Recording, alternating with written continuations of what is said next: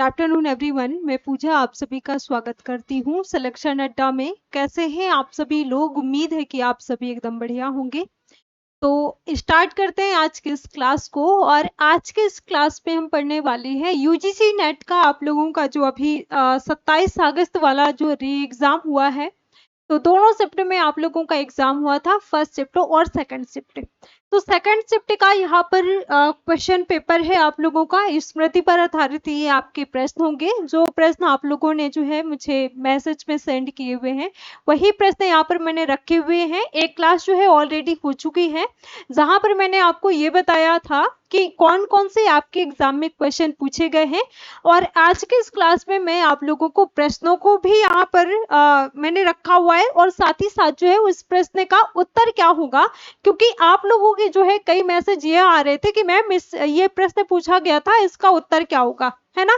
तो ये आपके क्वेश्चन भी यहाँ पर देखने को मिलेंगे और साथ ही साथ जो है आपको उसका जो आंसर है वो भी आपको देखने को मिलेगा। ठीक है, तो चले जो है हम यहाँ पर स्टार्ट करते हैं। ये जो आपका सेशन रहेगा वो सेकंड शिफ्ट वाला जो आपका एग्जाम हुआ था ना, उसको यहाँ पर मैंने रखा हुआ है। पहला ही प्रश्न आपके एग्जाम में पूछा गया था और वो प्रश्न कौन सा है? दुल्हन अंगिया काहे ना धुआई, ये प्रश्न था। और इसमें से आपसे ये पूछा गया था कि ये जो अंगिया शब्द है ना, इस अंगिया शब्द का अर्थ क्या होगा। ठीक है, अब ये अर्थ वाले जो प्रश्न हैं आपके एग्जाम में 3 से 4 से 5 प्रश्न देखने को मिलेंगे। ठीक है, एक तो ये पहला प्रश्न अंगिया काहे ना धुआई, तो अंगिया शब्द का जो अर्थ होगा वो क्या होगा? शरीर होगा। ठीक है, दूसरा प्रश्न आपके एग्जाम में पूछा गया था भारतवर्षोन्नति कैसे हो सकती है। इस निबंध से प्रश्न पूछा गया था भारतवर्षोन्नति कैसे हो सकती है। यहाँ से 2 से 3 प्रश्न आपके सेकंड शिफ्ट वाले एग्जाम में पूछे गए हैं। तो इसमें से ये पूछा गया था कि भाषण कहाँ दिया गया था। तो भारतेंदु हरिश्चंद्र ने जो है बलिया के ददरी मेले में भाषण दिया था। बलिया जो है ऑप्शन में आपके दिया हुआ था, तो इसका जो सही आंसर हो जाएगा भारतवर्षोन्नति में भारतेंदु हरिश्चंद्र ने बलिया के ददरी मेले में जो है इन्होंने भाषण दिया था। ठीक है, और ये जो भाषण दिया था साल 1884 ईस्वी में दिया गया था। और इस निबंध की अगर हम बात करें, ये निबंध हरिश्चंद्र चंद्रिका के दिसंबर 1884 के अंक में प्रकाशित किया गया है। तो इस बात को भी ध्यान देना है, यहाँ से प्रश्न आपके एग्जाम में पूछा गया है। ठीक है, आगे अगले प्रश्न की ओर बढ़ते हैं। अगला प्रश्न आपके एग्जाम में पूछा गया है दामुल हौज। दामुल हौज का जो है अर्थ क्या होगा। अब देखिए दूसरा प्रश्न जो है अर्थ आपको यहाँ पर बताना है। तो अर्थ से वही मैंने बताया कि 4 से 5 क्वेश्चन आपको जो है देखने को मिलेंगे। आजकल ऐसे प्रश्न भी जो है आप लोगों के एग्जाम में काफी ज्यादा मात्रा में मिलते हैं। जब आप लोग कोई भी उपन्यास पढ़ते हैं या फिर कोई कहानी पढ़ते हैं या फिर यूनिट 5 में आप लोगों की जो कविताएं लगी हुई हैं, इसमें से कुछ अर्थ ऐसे हैं जिसको जो है आपके एग्जाम में या फिर जो है प्रश्न पूछा जाता है कि इसका अर्थ क्या होगा। जैसे नागवती वियोग खंड आप लोग पढ़ेंगे, उसमें जो बाउर शब्द है, तो बाउर शब्द का भी अर्थ आपके एग्जाम में पूछा गया है। वहीं आपके एग्जाम में कशरोल का अर्थ पूछा गया है। तो ऐसे करके जो है 4 से 5 प्रश्न है। ठीक है, तो दामुल हौज का जो अर्थ होगा वो क्या होगा? ऑप्शन में आपके आजीवन कारावास दिया हुआ था, तो आजीवन कारावास जो है आप सभी का एकदम सही होगा। अगला प्रश्न की ओर बढ़ते हैं जब हम, तो अगला प्रश्न आपका आकाशदीप कहानी से पूछा गया था। यहाँ पर आकाशदीप नहीं है बल्कि आकाशदीप कहानी है जयशंकर प्रसाद की। इस कहानी से पंक्तियां दी हुई थी और पंक्तियां कौन सी पंक्तियां? चंपा आजीवन उस दीप स्तंभ में आलोक जलाती रही है। देखिए आकाशदीप कहानी की बात करें तो यहाँ से हर बार जो है प्रश्न आपको मिलता है। ठीक है, कुछ नाटक कुछ कहानियां वगैरह तो ऐसी हैं, कुछ उपन्यास वगैरह जहां से प्रश्न पूछा ही पूछा जाएगा। जैसे जो अंधा युग वाला है, तो अंधा युग से पिछले बार प्रश्न पूछा गया। अभी 18 जून वाला जो आपका एग्जाम हुआ था वहां पर प्रश्न पूछा गया। और इसके साथ साथ जो है अभी इस बार वाला जो एग्जाम हुआ है ना, उसमें भी यहाँ से प्रश्न पूछा गया है। ठीक है, और साथ ही साथ सेकंड शिफ्ट वाले एग्जाम की यहाँ पर मैं बात कर रही हूँ, तो उसमें जो है बकरी जो नाटक है और आगरा बाजार जो नाटक है वहां से भी प्रश्न जो है आप लोगों को हर बार किसी ना किसी तरीके से आपसे प्रश्न पूछा जाता है। जैसे गीत आपसे पूछे गए हैं आगरा बाजार वाले नाटक से भी और बकरी नाटक से। ठीक है, तो अभी ये सारी चीजें यहाँ पर मैं डिस्कस करने वाली हूँ। देखिए बकरी नाटक का जो है ये गीत दिए हुए हैं और इन गीतों का क्रम आप लोगों से पूछा गया था कि कौन सा गीत जो है पहले गाया गया है। ठीक है, और प्रश्न आपसे ऐसे भी पूछा जा सकता है कि कौन सा गीत किस पात्र ने गाया है। तो यहाँ पर नटी का गीत है। नटी कौन सा गीत? पहला गीत है सदा भवानी दाहिने सम्मुख रहे गणेश, पांच देव रक्षा करे ब्रह्मा विष्णु महेश। ठीक है, नट गीत गाता है कौन सा? पांच देव सम पांच दल लगी ठोंक की रेस, जिनके कारण हो गया देश आज परदेश। ये जो गीत है किसका है? नट का गीत है बकरी नाटक में। दुर्जन सिंह कौन सा गीत गाता है? तेरी कृपा के बिना हे प्रभु मंगल मूल पता का हिलता नहीं और फंसे ना कोई फूल। ये दुर्जन सिंह का गीत है। इनको क्रम से लगाना था, ऐसे प्रश्न पूछे जाते हैं, ध्यान देना है और पूछा भी गया। देखिए सिपाही का कौन सा गीत गाता है? ये 55 करोड़ की बकरी है। और ये जो है एक बार और प्रश्न पूछा गया है कि कितने करोड़ की बकरी है, तो 55 करोड़ की बकरी है। ये जो है पूछा गया। पूजा गीत तन मन धन उन्नायक जय हे जय बकरीन माता। ये जो है नट का जो गीत है दौलत की है दरकार ए सरकार आपको। भिश्ती का जो गीत है, भिश्ती कौन सा गीत गाता है कि उसके ही खूं के रंग से जो है इतराएगा ये गीत। युवक गीत गाता है कौन सा? बहुत हो चुका अब हमारी बारी है, बदल के रहेंगे ये दुनिया तुम्हारी। ठीक है, तो ये बकरी नाटक की गीत है जो कि आपको क्रम से ये गीतों को लगाना था। आगे हम बात करते हैं, एक प्रश्न आपसे पूछा गया था कहानी से, और कहानी से एक प्रश्न आया हुआ था।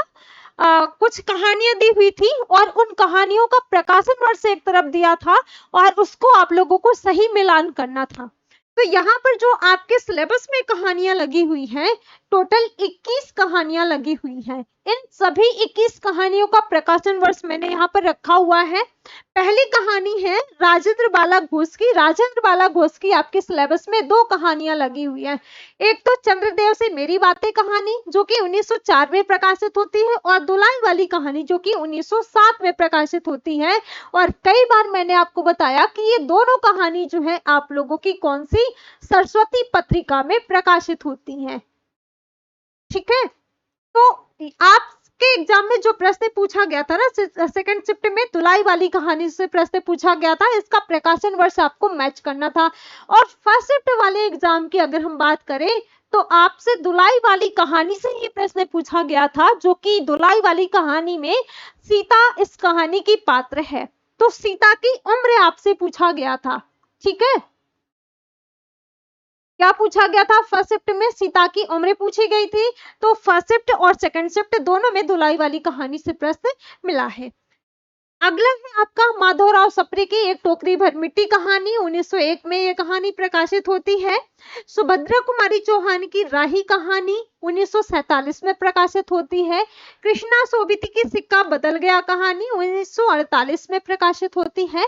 हरिशंकर परसाई का इंस्पेक्टर माता दीन चांद पर 1970 में यह कहानी आपकी प्रकाशित होती है। ज्ञान रंजन का पिता कहानी 1965 में। कमलेश्वर का राजा निर्वंशिया कहानी 1957 में यह कहानी प्रकाशित होती है। और अगला जो आपसे प्रकाशन वर्ष और जो मिलान के लिए प्रश्न था वो निर्मल वर्मा का परिंदे कहानी से जो है प्रश्न पूछा गया था। और परिंदे कहानी से आपसे एक प्रश्न पूछा गया था जो कि डॉक्टर मुखर्जी का कथन दिया हुआ था। ठीक है, तो ये परिंदे कहानी से डॉक्टर मुखर्जी का कथन आपसे पूछा गया था आपके सेकंड शिफ्ट वाले एग्जाम में ही। आगे अगली कहानी आपके सिलेबस में लगी है कौन सी? लाल पान की बेगम कहानी। लाल पान की बेगम कहानी से जो है आपके फर्स्ट शिफ्ट वाले एग्जाम में प्रश्न आया हुआ था। तो ये कहानी आपकी 1956 में प्रकाशित होती है। गैंग्रीन कहानी 1931 में प्रकाशित होती है। और गैंग्रीन कहानी से सेकंड शिफ्ट वाले एग्जाम में आपसे प्रश्न पूछा गया था। गैंग्रीन कहानी की पात्र है मालती। तो मालती से प्रश्न पूछा गया था, कथन के रूप में वो प्रश्न दिया हुआ था। जिसमें से आप लोगों को सही जो है सही कथन बताना था कि कौन सा कथन जो है इस कहानी के संबंध में सही होगा। ठीक है, तो गैंग्रीन कहानी आज्ञा की 1931 में प्रकाशित होती है। शेखर जोशी की कोसी की घटवार कहानी 1957 में, और कोसी की घटवार जो कहानी है इसमें से आपके सेकंड शिफ्ट वाले एग्जाम में एक प्रश्न पूछा गया था, ध्वनि दी हुई थी और वस्तु दिया हुआ था। वो जो ध्वनि दी हुई थी, वस्तु दी हुई थी, उसमें से आपको आवाज बताना था। ठीक है, उसमें मथानी दिया हुआ था, इसके साथ साथ जो है चक्की दी हुई थी और चिड़िया की आवाज दी हुई थी। ठीक है, तो खस्सर खस्सर कटकट दिया हुआ था और एक आवाज उसमें और दी हुई थी। ठीक है, तो अभी ये क्वेश्चन मैं करवाऊंगी, तो सेकंड शिफ्ट वाले एग्जाम में कोसी के घटवार कहानी से प्रश्न आया हुआ था। ठीक है, आगे हम बात करते हैं भीष्म साहिनी की अमृतसर आज्ञा कहानी, जो कि कब प्रकाशित होती है? 1971 में ये कहानी आपकी प्रकाशित होती है। चीप का दावत कहानी 1956 में ये कहानी प्रकाशित होती है। और जो आपसे प्रश्न पूछा गया था, चीप की दावत कहानी अभी जो है ऑप्शन में दी हुई थी, और एक पात्र से प्रश्न पूछा गया था चीप की दावत कहानी में, जो कि सामनाथ पात्र है उस कहानी का। तो इसमें से जो है आपके सेकंड शिफ्ट वाले एग्जाम में प्रश्न पूछा गया था कृष्णा सोबिती का सिक्का बदल गया कहानी, जो कि 1948 में यह कहानी प्रकाशित होती है। हरिशंकर परसाई का इंस्पेक्टर माता दीन चांद पर 1970 में यह कहानी आपकी प्रकाशित होती है। राजा राधिका रमण प्रसाद सिंह की कानों में कंगना कहानी 1912 में यह कहानी प्रकाशित होती है, और कानों में कंगना कहानी भी आपके ऑप्शन में दिया हुआ था। ठीक है, चंद्र शर्मा गुलेरी का उसने कहा था 1915 में कहानी प्रकाशित होती है, इसका भी प्रकाशन वर्ष दिया हुआ था, और उसने कहा था कहानी भी आपके ऑप्शन में था। ठीक है, माधवराव सप्रे का एक टोकरी भर मिट्टी, जो कि 1901 में प्रकाशित होती है। प्रेमचंद का जो है ईदगाह कहानी 1933 में, ईदगाह कहानी से प्रश्न आपके एग्जाम में पूछा गया था, फर्स्ट शिफ्ट वाले एग्जाम में भी। दुनिया का सबसे अनमोल रतन कहानी 1907 में ये कहानी प्रकाशित होती है। दोनों कहानियां जो है प्रेमचंद की हैं। ठीक है, आगे अगला प्रश्न जो आपको देखने को मिलता है आपके सेकंड शिफ्ट वाले एग्जाम में, वो रचनाकारों से प्रश्न पूछा गया था। रचनाकारों से प्रश्न पूछा गया था, आपको जो है जन्म वर्ष के आधार पर बताना था। तो सुमित्रा नंदन पंत का दिया हुआ था, जो कि 1900, और महादेवी वर्मा का जो जन्म है 1907, रामधारी सिंह दिनकर का 1908, और नागार्जुन का जो है 1910 या 1911, कहीं कहीं पर 1911 भी यहाँ पर देखने को मिलता है। ठीक है, तो ये प्रश्न आपके एग्जाम में पूछा गया था। आगे ना आपको प्रश्न देखने को मिलता है, जो कि रचनाओं से प्रश्न देखने को मिलता है सेकंड शिफ्ट में। और रचनाएं कौन कौन सी थी? ये रचनाएं थी, और इन रचनाओं का प्रकाशन वर्ष आपको बताना था। प्रकाशन वर्ष ऐसे दिया था, एक तरफ जो है रचनाएं दी हुई थी और उन रचनाओं का प्रकाशन वर्ष दिया हुआ था, उसको आप लोगों को क्या करना था? मैच करना था। ठीक है, तो इंद्रावती रचना दी हुई थी, जो कि 1744 में यह रचना आपकी जो है प्रकाशित होती है। अनुराग बासुरी 1764 में, चित्रावली 1613 में, ज्ञानदीप 1619 में, और हंस जवाहिर जो है 1731 में। तो ये प्रश्न आपके सेकंड शिफ्ट में पूछा गया था। आगे अगला प्रश्न आपसे पूछा गया था शुक्ल जी का कथन, और शुक्ल जी का कथन की अगर हम बात करते हैं तो यहाँ से हर बार आपसे प्रश्न पूछा ही जाएगा। ठीक है, कई बार मैंने आप लोगों को ये बताया है कि जब आप कोई भी रचना पढ़ते हैं, चाहे आप उपन्यास पढ़ें या फिर कोई कहानी पढ़ें या फिर नाटक निबंध या फिर जो है कविताएं वगैरह पढ़ें, उस कविता यानी कि उन रचनाओं के संबंध में कुछ ऐसे ही जैसे आचार्य रामचंद्र शुक्ल हो गए, बच्चन सिंह हो गए, रामचंद्र तिवारी हो गए, और इसके साथ साथ जो है रामविलास शर्मा, ठीक है, डॉक्टर नागेंद्र का भी कथन पूछा जाता है। तो इनके बारे में जरूर आप लोगों को ध्यान देना है, खास करके आचार्य रामचंद्र शुक्ल को आप भूल ही नहीं सकते। आचार्य रामचंद्र शुक्ल की जो शुक्ल सीरीज है हिंदी साहित्य का इतिहास, तो वहां से प्रश्न जो है आपसे पूछा भी जाता है, हर बार पूछा जाता है। और अभी आचार्य रामचंद्र शुक्ल सीरीज को जो है मैंने स्टार्ट किया है, कल से आप लोगों की क्लास हो रही है। डेली आप लोगों को वो क्लास 2 PM पर मिलेगी। तो डेली आप लोग आचार्य रामचंद्र शुक्ल सीरीज पढ़ सकते हैं, जो कि आपके यूजीसी नेट। इसके साथ साथ जो आप लोगों का जो असिस्टेंट प्रोफेसर का सेट, जो आप लोगों का एग्जाम होता है सेट का, टीजीटी पीजीटी का, यहाँ पे जो है जिन लोगों का हिंदी ऑप्शनल है, तो देखिए हिंदी ऑप्शनल कई बार आप लोग जो है कमेंट करते हैं कि मैम हिंदी ऑप्शनल के लिए ये काम करेगा। देखिए पूरा सिलेबस जो है काम नहीं करेगा, लेकिन कुछ चीजें जो है यहाँ पर आपके लिए काम आ सकती हैं। जैसे हिंदी साहित्य का इतिहास आचार्य रामचंद्र शुक्ल का जो शुक्ल सीरीज है वो आपके काम आ सकती है।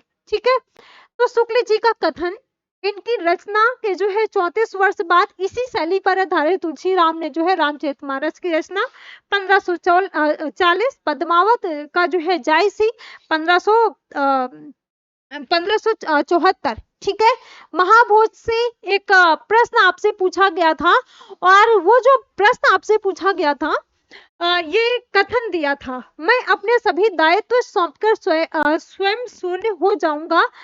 और ये कथन आपको बताना था कि कौन से जो है उपन्यास से है, महाभोज से, और ये जो कथन है किसका है, दास साहब का कथन है। तो ये प्रश्न आपके एग्जाम में सेकंड शिफ्ट में पूछा गया था। ठीक है, आगे हम बात करते हैं। अगला जो आपसे प्रश्न पूछा गया था वो कौन सा, भारतेंदु के अनुदित नाटक आपसे पूछे गए थे। भारतेंदु के अनुदित नाटकों से बात करते हैं तो ये नाटक जो है आपके दिए हुए थे, विद्या सुंदर 1868, धनंजय विजय 1873, कर्पूर मंजरी 1875, भारत जननी 1877, मुद्रा राक्षस 1878, दुर्लभ बंधु 1880। ये प्रश्न आपसे पूछा गया था।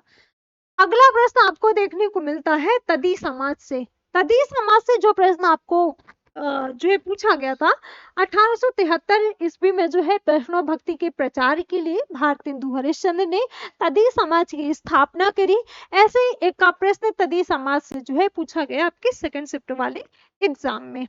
आगे जब हम बात करते हैं, अगला जो है आपसे अभी थोड़ी देर पहले ही मैंने आपको बताया कि एक कोसी के घटवार कहानी से आपसे प्रश्न पूछा गया था। यहाँ पर कोली नहीं है बल्कि क्या है, कोसी का घटवार कहानी है। ठीक है,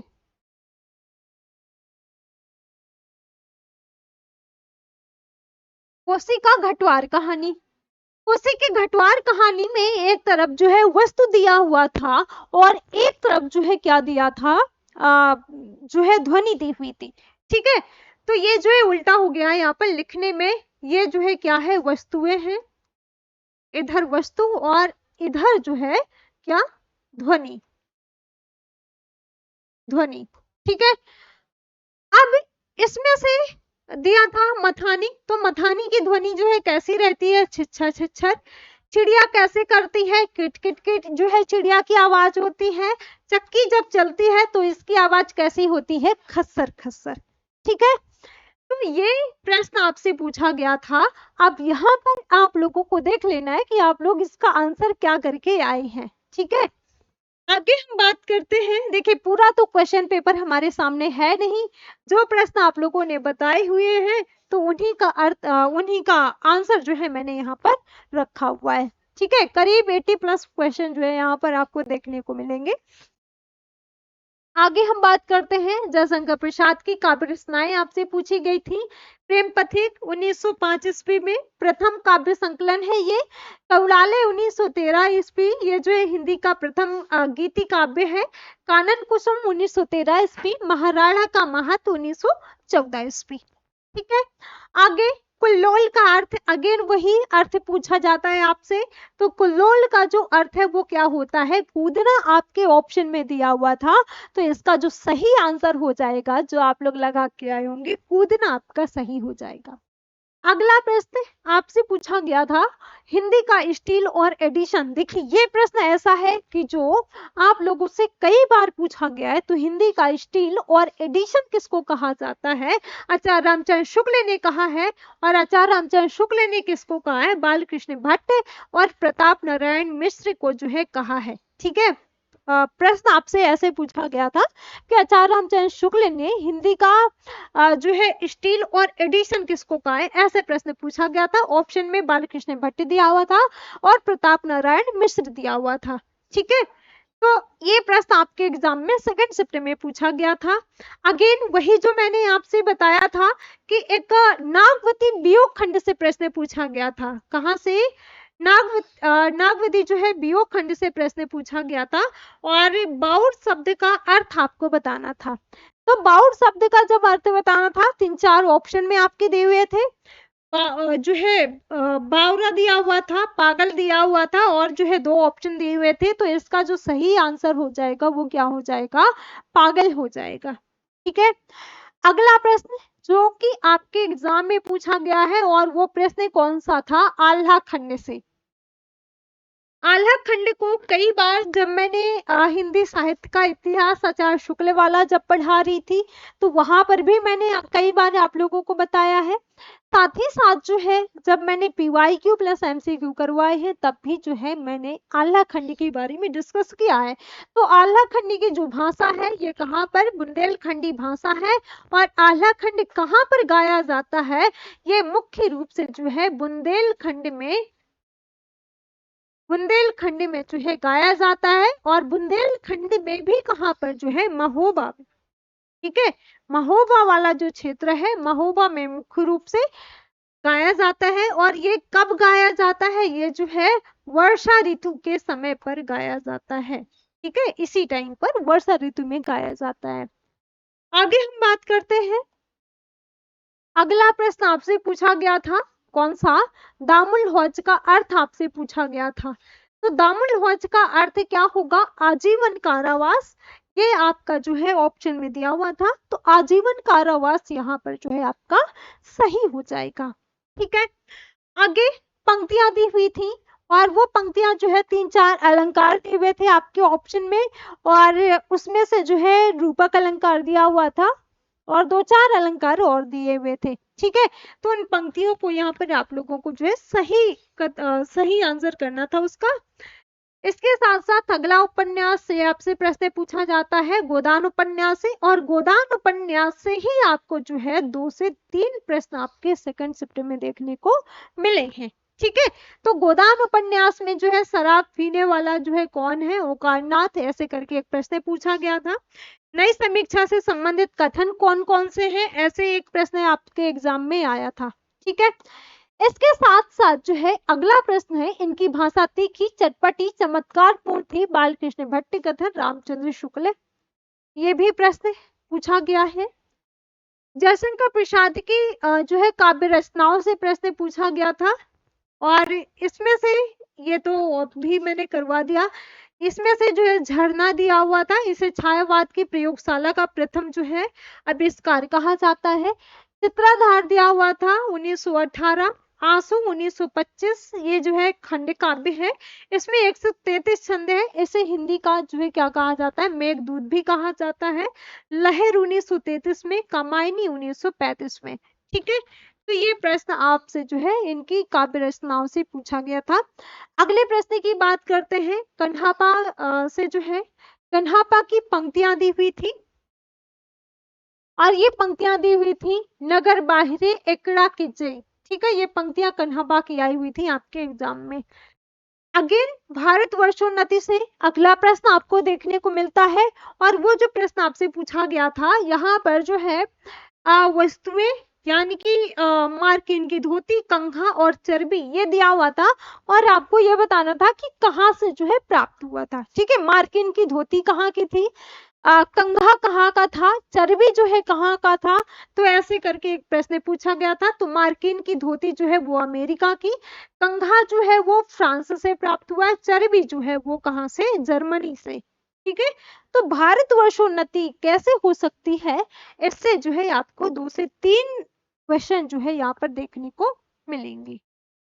आगे हम बात करते हैं अपभ्रंश के विद्वानों से प्रश्न पूछा गया था और अपभ्रंश के विद्वान ने जो है क्या नाम दिया है, ऐसे करके एक प्रश्न आया हुआ था जो कि ये ऑप्शन में थे। अपभ्रंश को जो है प्राकृत कहा जाता है, अपभ्रंश के परिवर्तित रूप को औहट्य कहा जाता है। 11वीं से 14वीं शताब्दी के अपभ्रंश रचनाकारों ने अपनी अपनी रचनाओं का जो है भाषा औहट्य कहा है। ये प्रश्न पंडित चंद्र शर्मा गुलेरी ने जो है अपभ्रंश को पुरानी हिंदी नाम दिया है। रामचंद्र शुक्ल ने जो है प्राकृत की अंतिम अवस्था से ही जो है हिंदी साहित्य का विकास माना है। राहुल संगत्यायन ने हिंदी काव्य धारा में अपने अपभ्रंश काव्य का संग्रह प्रकाशित करते हुए उसकी भाषा को हिंदी का प्राचीन रूप कहा है। तो ये आपसे जो प्रश्न पूछा गया था अपभ्रंश के विद्वान ने इसको क्या कहा है, ये आपसे प्रश्न पूछा गया था। ठीक है, सेकंड शिफ्ट में। आगे वही आपको जो है अगेन प्रश्न पूछा गया है, अर्थ बताना है आपको। तो कास्कोल शब्द दिया हुआ है और कास्कोल शब्द का अर्थ आपको बताना था, तो इसका जो सही अर्थ होगा वो क्या होगा, भिक्षा पात्र जो है सही होगा। पाणिनि का शिक्षा, पाणिनि की शिक्षा जिससे जो है प्रथम शिक्षा, ऐसे करके प्रश्न पूछा गया था सेकंड शिफ्ट में। तो इसका जो सही आंसर होगा तक्षशिला विश्वविद्यालय। ठीक है, आधे अधूरे से प्रश्न पूछा गया था। आधे अधूरे का जो है मंचन, छोटी लड़की की जो है भूमिका, ऋचा व्यास, ये प्रश्न पूछा गया था। इसके साथ साथ अंधेर नगरी से जो प्रश्न पूछा गया है वो तीसरे अंक से प्रश्न पूछा गया है। ठीक है, तीसरे अंक से। तो अंधेर नगरी नाटक जो है ये भारतेंदु हरिश्चंद्र का है, जो कि 1881 ईस्वी में नाटक प्रकाशित होता है। ये एक प्रहसन है, मतलब ये अंधेर नगरी जो नाटक है ये क्या है, एक कॉमेडी टाइप में है। ठीक है, आप लोगों ने सुना होगा जो है कई बार ये नाटक होता भी है स्कूल वगैरह में, कहीं ना कहीं आप लोगों ने किया भी होगा। अंधेर नगरी चौपट राजा टके शेर भाजी टके शेर खाचा, है ना। तो ये नाटक जो है ये क्या है, एक प्रहसन है, कॉमेडी टाइप में है। और ये जो पूरा नाटक है ना 6 अंकों में बटा हुआ है। ये अंकों के स्थान है, प्रथम स्थान जो है, प्रथम अंक का स्थान है बाहरी प्रांत, द्वितीय अंक का स्थान है बाजार, तीसरे अंक का स्थान है कौन सा, जंगल। और यही तीसरे अंक से ही प्रश्न पूछा गया था। चतुर्थ अंक का स्थान है राज्यसभा, पंचम अंक का स्थान है अरण्य और छठवें अंक का स्थान है कौन सा, शमशान। ठीक है, तो ये प्रश्न आपसे पूछा गया। आगे मेरे राम का मुकुट भीग रहा है की पंक्तियां दी हुई थी और इन पंक्तियों में से ये जो है ये पंक्तियां थी, ये प्रश्न आपसे पूछा गया था। लागत या वक्त भयावह भारी, ये पंक्तियां थी। मेरे राम का मुकुट भीग रहा है। इसके साथ साथ जो है आप लोगों का राजभाषा और राष्ट्रभाषा से प्रश्न पूछा गया था, मतलब यहाँ पर हिंदी की संवैधानिक स्थिति से प्रश्न पूछा गया था। अब देखिए हिंदी की संवैधानिक स्थिति की जब हम बात करते हैं, यूनिट फर्स्ट से आपसे जो प्रश्न पूछे गए थे, एक तो जो है 2 प्रश्न तो आपको बोलियों से पूछे गए थे। बोलियों में से मगही बोली दी हुई थी, मगही बोली में से जो है वहां की लोकल की जो है बोलियां दी हुई थी, वो आपको बताना था। और एक प्रश्न आपसे जो है और पूछा गया था। ठीक है, तो वो प्रश्न आपको बोली से पूछा गया था। और राजभाषा राष्ट्रभाषा यानी कि हिंदी की संवैधानिक स्थिति से जो प्रश्न पूछा गया था वो अनुच्छेद 343 से जो है अनुच्छेद 351 तक जो है पूछा गया था। तो अनुच्छेद 348 कुछ जो है कथन के रूप में प्रश्न था आपसे पूछा गया। तो उच्चतम न्यायालय और प्रत्येक उच्च न्यायालयों में सभी कार्यवाही अंग्रेजी भाषा में होंगी जब तक कि संसद विधि द्वारा अन्यथा उपबंधित ना करे जाएंगे तब तक। ठीक है, तो ये अनुच्छेद 348 से ऐसे करके प्रश्न पूछा गया था। आगे हम बात करते हैं तो वक्रोक्ति सिद्धांत के 6 भेद आपसे पूछे गए थे। अब ये 6 भेद कौन कौन से होते हैं, तो वर्ण विन्यास वक्रता, दूसरा जो है पद पूर्वार्ध वक्रता, पद परार्ध वक्रता, वाक्य वक्रता, प्रकरण वक्रता और प्रबंध वक्रता। तो वक्रोक्ति सिद्धांत के 6 भेद आपसे पूछे गए थे। ठीक है, और यही हम तीसरी यूनिट की ही बात करें तो आप लोगों से जो है रीति संप्रदाय दिया हुआ था, ध्वनि संप्रदाय दिया हुआ था, अलंकार संप्रदाय दिया हुआ था और जो है 4 ऑप्शन थे। एक जो है आप लोगों के ऑप्शन में और दिया हुआ था। ठीक है, उसमें से आपको मैच करना था। भामह का नाम दिया हुआ था, और भरत मुनि का नाम दिया हुआ था, दंडी का नाम दिया हुआ था और वामन का नाम दिया हुआ था। ठीक है, तो ऐसे करके एक प्रश्न पूछा गया था जो कि आप लोगों को मैच करना था। और अगेन आपसे तीसरी यूनिट से ही पाश्चात्य काव्य शास्त्र से जो प्रश्न पूछा गया वो जो है आपके एग्जाम में ग्रंथ दिए गए थे, और जो ग्रंथ पूछे गए थे ना बहुत इजी थे। एक तो जो है अरस्तु का ग्रंथ दिया हुआ था, इसके साथ साथ जो है कॉलरिज था ऑप्शन में, और टी.एस. इलियट था, और एक जो है और ऑप्शन में था आपके। ठीक है, तो ऐसे आप लोगों से जो है प्रश्न पूछे गए थे। आगे अगले प्रश्न की बात करें, यूनिट 9 पर जब हम आते हैं तो यूनिट 9 में निबंध से प्रश्न जो पूछे गए थे, कुछ प्रश्न तो आपके ऐसे पूछे गए हैं इस बार कि जो है कोई भी नाटक निबंध दिया गया है और उसका प्रकाशन वर्ष दिया गया है, उसको आप लोगों को क्या करना था, मैच करना था। और कुछ का तो डायरेक्टली आपसे प्रकाशन वर्ष ही पूछ लिया गया है, जैसे प्रेमचंद घर में शिवरानी देवी का जो है उसका प्रकाशन वर्ष पूछा गया था 1944 जो कि होता है। तो दिल्ली दरबार दर्पण 1877, भारतवर्षोन्नति कैसे हो सकती 1884, शिव शंभू की चिट्ठी 1905, भारत मित्र में प्रकाशित ये कविता क्या है, मजदूरी और प्रेम 1912, शिवमूर्ति 1933, नाखून क्यों बढ़ते हैं 1951, मेरी राम का मुकुट भीग रहा है 1974। तो आपके एग्जाम में जो प्रश्न पूछा गया था सही मिलान करना था इसको, इससे जो प्रश्न पूछा गया था क्या करना था, सही मिलान। आप इसमें से सही मिलान करने के लिए मेरे राम का मुकुट भीग रहा है ये था आपका, और इसके साथ साथ मजदूरी और प्रेम था, शिव मूर्ति भी था, और नाखून क्यों बढ़ते हैं ये भी शायद आपके ऑप्शन में दिया हुआ था। ठीक है, इसके अलावा यूनिट 10 की बात करें, यूनिट 10 से जो आपको प्रश्न मिलता है यहाँ पर, तो एक तो आपसे जो है प्रकाशन वर्ष से प्रश्न पूछा गया था, तो इसमें से मेरी तिब्बत यात्रा 1937, प्रेमचंद घर में शिवरानी देवी 1944, और इसका जो है डायरेक्टली तो आपसे इसका प्रकाशन वर्ष पूछ लिया गया है कि प्रेमचंद घर में इसका जो है प्रकाशन वर्ष क्या होगा, तो 1944 जो है।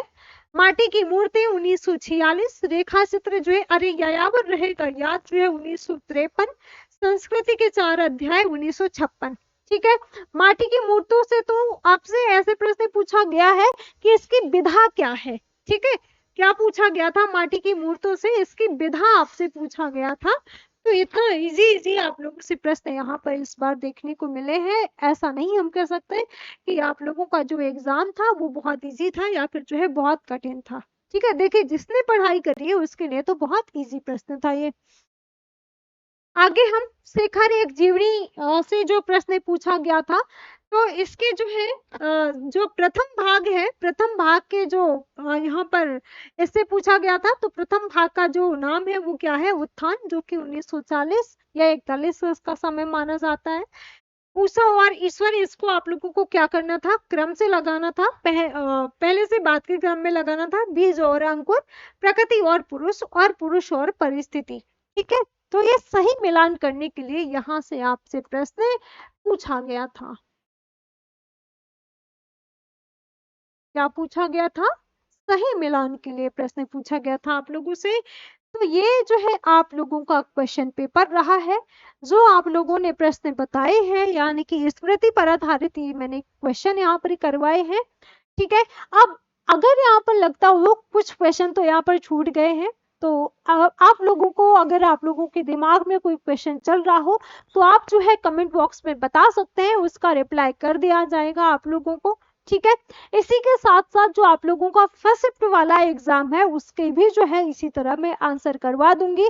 फर्स्ट शिफ्ट में जो प्रश्न आप लोगों से पूछे गए हैं उसका आंसर क्या होगा कल वाली क्लास में जो है उसको भी यहाँ पर मैं आप लोगों को करवा दूंगी। ठीक है, तो इसके लिए आप लोगों को क्या करना है, जो हमारी आगे क्लासेस स्टार्ट होने वाली हैं, जो हमारी क्लासेस चल रही हैं, इन क्लासेस को करने के लिए आप लोगों को यूट्यूब चैनल सब्सक्राइब कर लेना है, साथ ही साथ जो है अपने दोस्तों के साथ शेयर भी करना है।